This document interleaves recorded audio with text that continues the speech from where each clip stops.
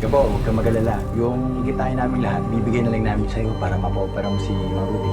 Mag-isip pa tayo ng ibang diskarte para matulungan si Gabo. May alam ako. Sigurado ako malaki kikitain natin dito. Saan? Ano ba magiging trabaho natin dyan? Pansyo dancer. Pakitaan ko na yung mga boys para makapili na. Tama na. Akong bahala. Ayan, ganyan tayo.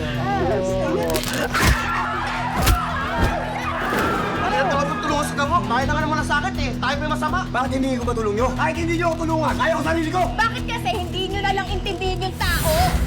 Hindi lang panggugulpi kay Django ang ginawa niyang hayop na Gabo na yan. Pati mga negosyo natin, idinamay. Ihanda ang mga tao natin. Ngayong gabi, itutumba natin si Gabo.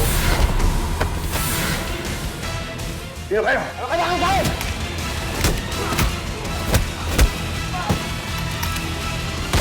Coco Martin, si Gabo.